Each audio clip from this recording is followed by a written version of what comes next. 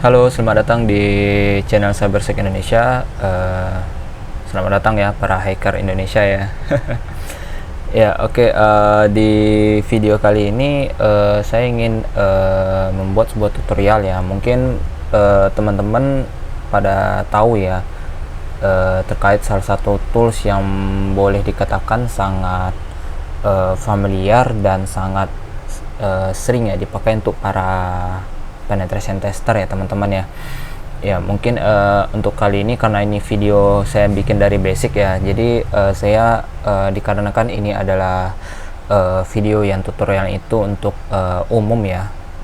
Bisa jadi ada yang beberapa teman-teman kita yang masih awam terkait apa itu Burp Suite ya, apa itu sebuah tools Burp Suite tersebut ya. Mungkin saya akan menjelaskan secara mudahnya ya gitu ya teman-teman ya, secara singkatnya. Nah,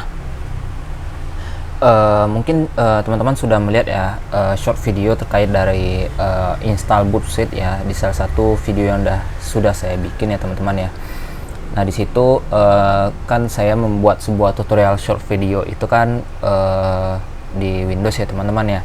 Nah mungkin pada dasarnya sama aja sih teman-teman ya, baik itu nanti teman-teman coba install di Mac maupun di Linux itu pada dasarnya sama saja teman-teman ya, tinggal di next saja sih sebenarnya simple sih untuk install Burp Suite-nya. Nah sebenarnya sih yang agak lebih ribetnya itu ya nggak ribet juga sih, cuman agak ribet config-nya sedikit sih ya. Itu sih pada saat kita melakukan config untuk chart dari si Burp Suite itu sendiri sih teman-teman ya.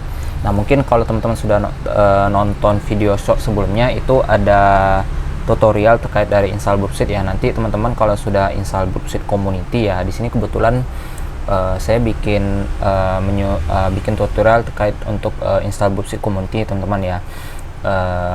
Sebenarnya sih sama aja kalau misalnya teman-teman ada yang versi profesional ya, cuman itu berbayar ya. Ini karena untuk umum, jadi saya asumsinya ini semua untuk yang gratisan ya. Nah nanti teman-teman kalau sudah install Burp Suite Community, dia ada tinggal di search saja ya teman-teman ya, tinggal cari Community, nanti ada di sini teman-teman ya, tinggal diklik ya.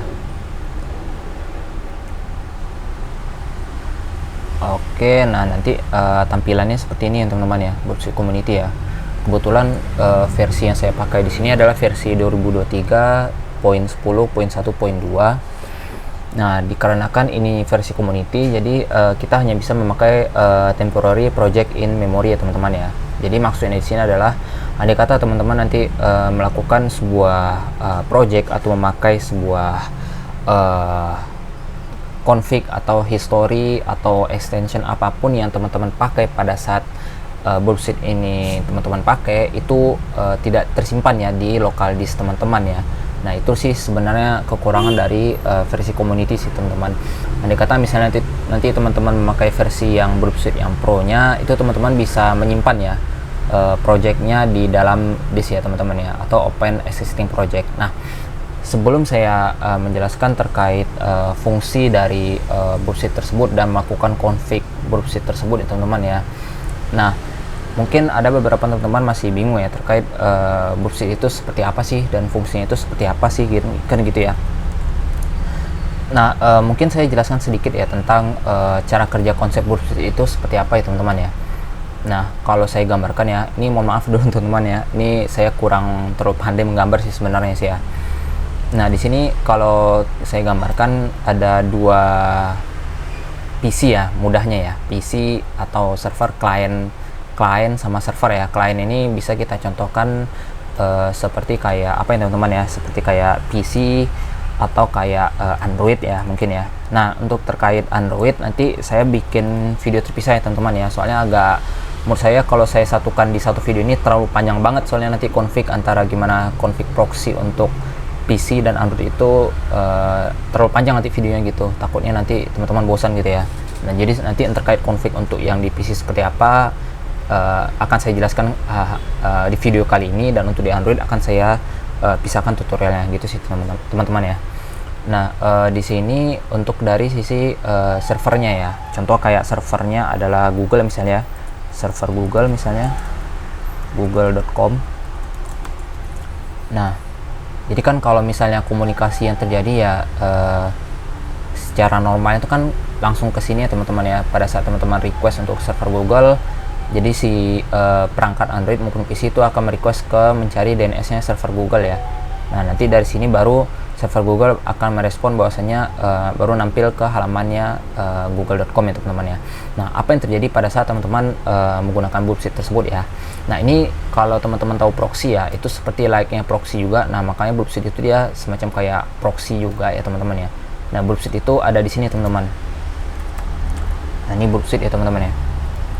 Nah, jadi pada saat teman-teman menggunakan Burpsuite dan proxy-nya sudah teman-teman setting, dia tidak bisa langsung redirect seperti ini teman-teman ya. Tetapi pada saat teman-teman itu menyeting proxy dari Burpsuite tersebut, nanti dari PC maupun Android itu akan melewati Burpsuite terlebih dahulu komunikasinya, baru dari Burpsuite baru ke servernya Google ya teman-teman ya. Nah, balik respon itu dari server tidak langsung ke PC atau maupun device Android, tetapi dia tetap kembali ke Burpsuite baru ke PC Android. Nah, seperti itu sih teman-teman. Jadi ibarat kata Burpsuite ini layaknya seperti proxy, dan juga teman-teman bisa melakukan intercept komunikasi yang terjadi antara si PC atau Android ke server gitu ya. Kayak gitu sih teman-teman konsep dasar kerja dari Burpsuite sih. Nah, kali ini saya akan coba ngasih secara apanya ya, detailnya gimana sih cara install Burpsuite tersebut ya teman-teman ya. Nah, ini dari sini teman-teman ambil yang use Burp yang default ya teman-teman ya. Nah, di sini saya klik start Burp ya teman-teman ya. Nah, kita tunggu prosesnya sampai selesai. Nah, di sini akan tampil ya seperti ini teman-teman ya. Halaman dashboardnya ada Burp, ada project, intruder, repeater, view, dan help ya. Nah, di sini saya coba jelaskan beberapa tools-tools yang ada di sini teman-teman ya. Kebetulan ini adalah tampilan dashboard untuk yang Commodity Edition. Pada dasarnya sama aja sih teman-teman. Untuk yang versi Pro bedanya hanya di bagian extensionnya nanti ya. Nah, di bagian dashboard ini sebenarnya feature untuk yang Pro ya teman-teman ya. Jadi di Pro ini kita bisa melakukan active scanning, atau kayak ibarat kata itu dia bisa melakukan automate scanning terkait dari kerentanan yang ada pada sebuah website atau perangkat aplikasi yang sedang kita pentest teman-teman ya. Cuman selama saya menggunakan automate, saya jujur nggak terlalu mengandalkan versi automate dari si Burpsuite ini ya, yang di bagian automate Pro ini ya teman-teman ya. Karena banyak yang saya temukan itu hasilnya adalah false positif ya teman-teman ya. Jadi saya kurang merekomendasikan sih sebenarnya hasil dari ini sih. Cuman kalau untuk crawling sih oke sih teman-teman ya. Jadi kita lebih cepat untuk mencari path dari sebuah target website tersebut sih teman-teman ya. Nah, ini untuk dari dashboard ya. Ini hanya untuk versi Pro version. Nah, lalu kita bisa lanjut ke apa ya, ke target ya. Nah, di sini ada sitemap. Nah, di sini teman-teman bisa klik open browser ya teman-teman ya. Nah, di sini open browser. Nah, ini akan tampil browser seperti ini ya teman-teman ya. Nah, oke. Nah, di sini sih sebenarnya teman-teman karena sudah ada di memakai browser bawaan dari Burpsuite, teman-teman tidak perlu menginstal chart-nya ya. Nah, fungsi chart ini adalah agar komunikasi yang lewat dari HTTPS atau SSL TLS itu bisa terbaca di Burpsuite-nya teman-teman ya, di proxy HTTP history ini ya nanti ya. Nah, kita coba ya langsung dari ini ya, kita coba google.com. Nah, ini saya coba akses ya. Nah, itu kebaca ya teman-teman ya, https google.com. Nah, ini kenapa kebaca, karena secara default untuk yang browsernya si bawaan dari Burpsuite itu udah di apa ya, config chart-nya sudah terinstall ya secara bawaan ya. Jadi bisa kebaca ya komunikasi di HTTPS ya. Kayak gitu sih teman-teman. Nah, ini ada feature namanya intercept. Jadi contohnya seperti ini, andai kata teman-teman mau mencari kucing misalnya, kucing. Nah, ini kita hidupkan interceptnya dulu on ya teman-teman ya. Nah, ini hidupkan on dulu, kita enter. Nah, dia akan terintercept ya. Di sini komunikasinya itu ya bisa dilihat ada post gitu. Nah ini kalau misalnya ini saya jelasin secara cepat aja sih teman-teman, sebenarnya untuk jelasin feature doang sih ya. Nah nanti bisa kita forward, nah gitu kita forward. Nah, forward tadi ada kucing ya, nah yang parameter kucing tadi bisa teman-teman custom sih sebenarnya. Nah kayak gitu sih fungsinya. Ini drop untuk langsung langsung ke melewati fungsi ini ya, fungsi dari request ini gitu. Nah ini kebetulan kita off kan saja dulu teman-teman. Nah di sini HTTP story-nya bisa teman-teman lihat ya, traffic atau komunikasi yang terjadi pada saat kita melakukan request kucing tadi ya teman-teman ya, pada saat teman-teman mencari kucing tadi ya. Nah ini yang pada saat ada WebSocket ya, nanti tampil di sini teman-teman ya. Di sini ada menu proxy setting. Nah di sini proxy setting ya, sebenarnya kalau misalnya teman-teman menggunakan browser lain, itu teman-teman harus nyeting proxy sih teman-teman ya. Nah di sini saya contohkan, kebetulan saya menggunakan Firefox Developer ya teman-teman ya. Kalau teman-teman mau ngikutin saya menggunakan Firefox Developer, teman-teman tinggal cari aja ya di Google Firefox, tinggal cari aja di sini Firefox Developer ya. Nah di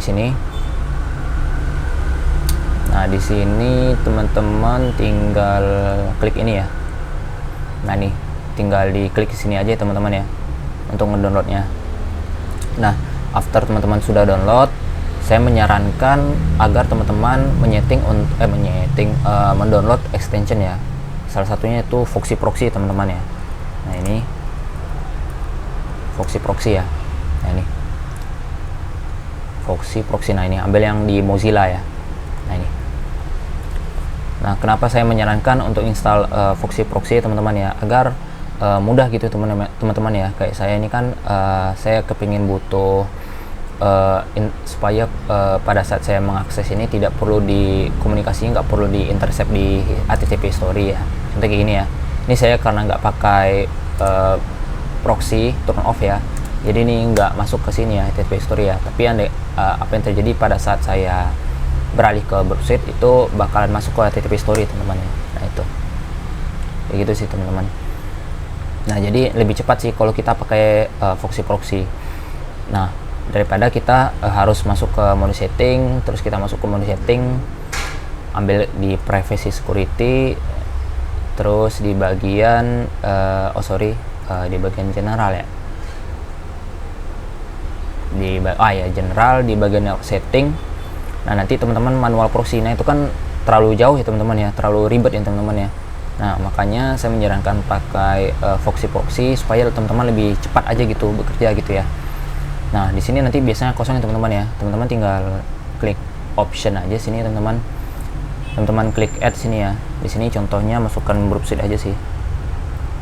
Browser proxy type-nya HTTP teman-teman. Nah proxy IP address ini sesuaikan dengan IP lokal tadi ya, settingan dari si browser tadi teman-teman ya. Kebetulan kan pakai 127.0.1 ya. Port defaultnya 80. Nah ini untuk ngelihatnya ada di mana, teman-teman bisa lihat di, kalau lupa tadi ya, kita bisa klik di menu proxy sini ya teman-teman ya. Di sini sudah ada sih settingannya ya. Nah jadi defaultnya sih itu settingannya, tinggal kita ikutin aja sih teman-teman ya. Nah ini 127.0.0.1 80. Nah ini nanti teman-teman tinggal save ya. Ini kebetulan saya sudah ada sih teman-teman ya. Nah pada dasarnya sih settingannya sama aja ya. Kalau kita lihat, nah ini 80 IP lokal ya. Nah sudah kita klik save. Nah ini kebetulan karena saya sudah install Chert ya teman-teman ya. Jadi teman-teman tinggal kunjungi http://group ya, BURP. Sorry teman-teman. Nah di sini nanti pada saat teman-teman kunjungi http://group ya, nanti akan tampil seperti ini. Nah lalu teman-teman coba lakukan download CA certificate ini ya teman-teman ya. Nah seperti ini ya teman-teman ya.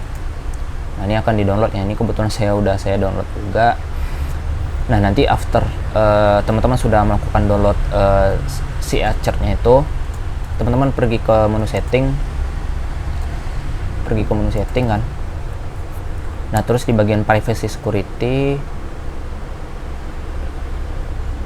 Nah, di bagian certificate, klik view certificate ya teman-teman ya. Nah, di bagian authorities, your certificate, sebentar, authorities, sebentar. Nah, di bagian authorities nanti teman-teman import ya, import Swigger. Biasanya nanti ada tampil di sini import Swigger sih ya. Nah, ini kebetulan karena saya sudah install ya teman-teman ya. Nanti kalau teman-teman mau install, nanti tinggal teman-teman klik import saja di sini. Nanti baru di di install ya, diklik-klik gitu. Nah, nanti after udah selesai di install di sini, baru nanti teman-teman bisa melakukan intercept komunikasi yang menggunakan HTTPS gitu teman-teman. Karena secara default kalau teman-teman tidak menginstalkan Cer itu, komunikasi HTTPS itu tidak bisa dilakukan intercept ya teman-teman ya, kayak gitu sih. Nah, jadi pada saat nanti teman-teman sudah install, teman-teman tinggal tesnya itu, misalnya teman-teman kepingin buka Facebook kali ya, facebook.com mungkin. Nah, ini sudah bisa ya, sudah bisa ke intercept ya, facebook.com ya teman-teman ya. Nah, kayak gitu sih. Nah, jadi lebih kurang untuk installnya sertifikatnya seperti itu ya teman-teman ya, untuk Burp Suite. Nah, selanjutnya saya akan mengenalin salah satu extension intruder ya teman-teman ya. Nah, oke. Nah, jadi di salah satu Burp Suite itu ya ada salah satu toolsnya tambahannya itu, yaitu extension bawahannya itu ada nama intruder ya teman-teman ya. Nah, intruder ini pada dasarnya fungsinya adalah untuk melakukan tes brute force sih sebenarnya teman-teman. Nah, jadi dalam intruder ini ada beberapa tipe attack ya yang bisa teman-teman pakai. Yang pertama itu ada namanya sniper, yang kedua ada namanya battering ram, yang ketiga ada namanya pitchfork, dan yang terakhir ada namanya cluster bomb ya. Nah, jadi kalau kita ibaratkan ya teman-teman ya, sniper itu kita nyobanya satu payload doang gitu teman-teman. Jadi teman-teman punya list, andai kata teman-teman kepingin brute force yang ada di endpoint request ini, teman-teman tinggal add lalu masukkan payloadnya di sini teman-teman. Nah, satu kan, nah tinggal paste di sini payloadnya gitu. Nah, bedanya dengan battering ram, nanti kalau battering ram dia akan melakukan percobaan ke semua parameter ini teman-teman. Andai kata ini 2,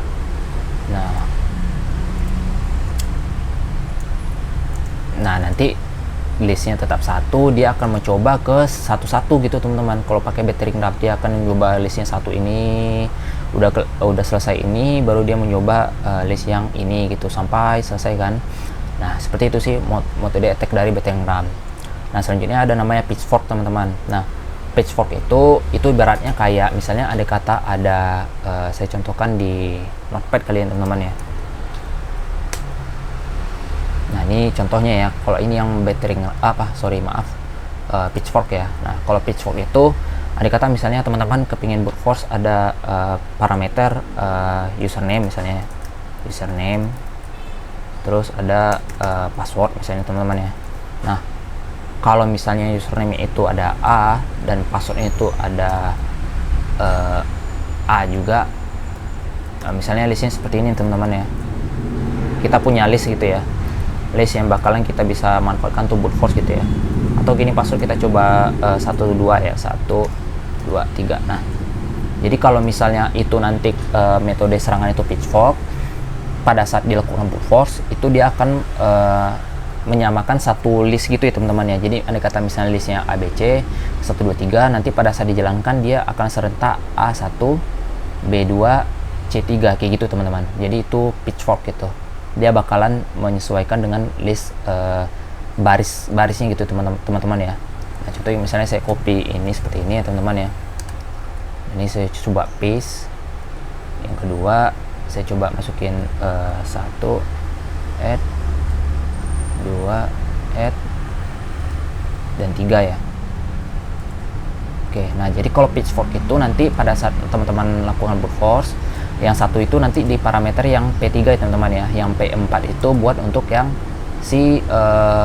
yang nomor 2 ini, poin nomor 2. Jadi pada saat teman-teman menjalankan pitchfork itu dia bakalan mencoba berarti A1, A1, B2, C3 kayak gitu teman-teman. Itu untuk yang pitchfork. Nah, beda dengan cluster bomb. Nah, cluster bomb itu seperti ini metodenya teman-teman. Jadi pada saat dijalankan itu dia listnya tetap sama seperti ini. Dia akan mencoba A1, A2, A3.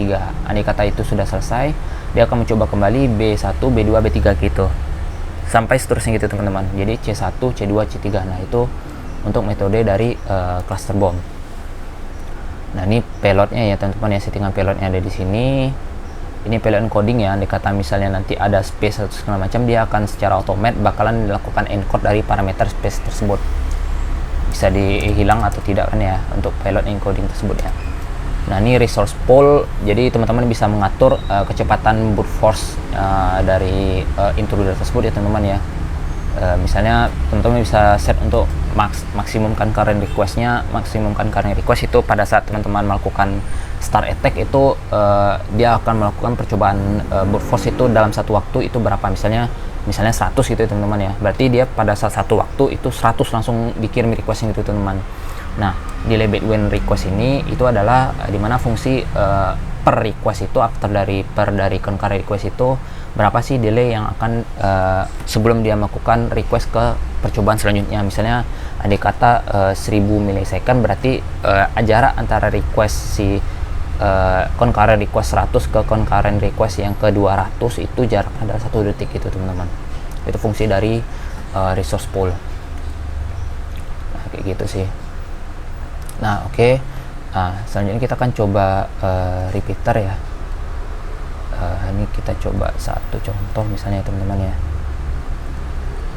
Contoh ke repeater. Nah, ini fungsi repeater itu lebih kurang kayak mencoba request aja sih teman-teman ya.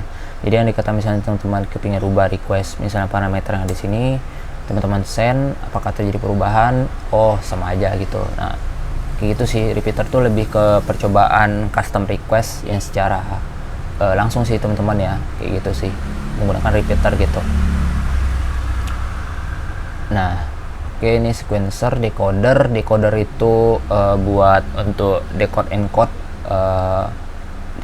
ya teman-teman ya, bebas sih. Di sini ada bisa encode dan decode URL, base64 ada ya, dan octal binary gzip juga ada di sini. Jadi teman-teman bisa memanfaatkan feature yang ada di sini ya teman-teman ya.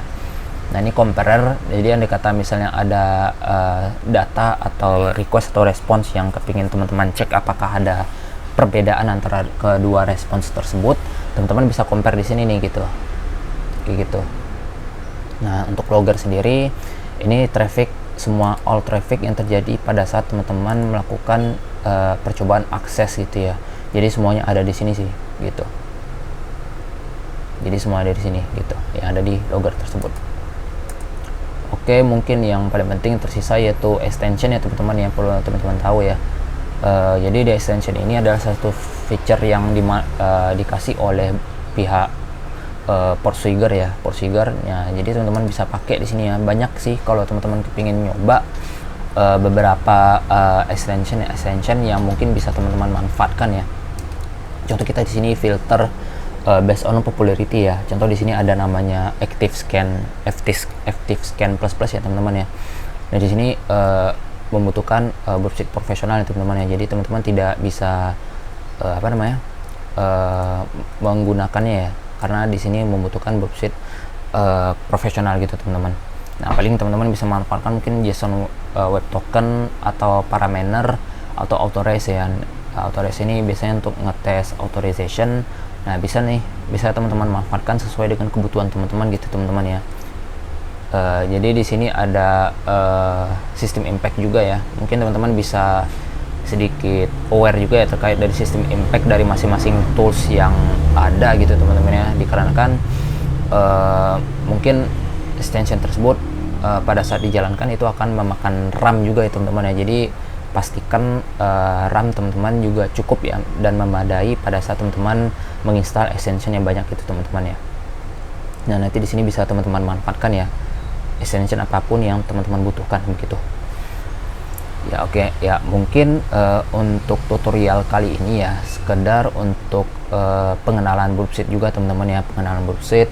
Terus kita sudah mempelajari bagaimana cara menggunakan Burpsuite via browser bawaan dan juga via browser lain ya. Via Firefox kita juga sudah belajar mengenai bagaimana cara setting proxy yang menggunakan fungsi proxy. Nah, dan juga pengenalan beberapa tools yang ada di Burpsuite ya teman-teman ya. Nah, mungkin untuk video kali ini cukup teman-teman ya. Paling nextnya saya akan menjelaskan bagaimana cara setting Burpsuite tersebut untuk di versi Android ya teman-teman ya. Oke ya, mungkin untuk video kali ini cukup sekian teman-teman ya. Terima kasih sudah berkunjung di channel Cybersec Indonesia. Jangan lupa like, comment, dan subscribe teman-teman ya. Ya, sekian, terima kasih, bye.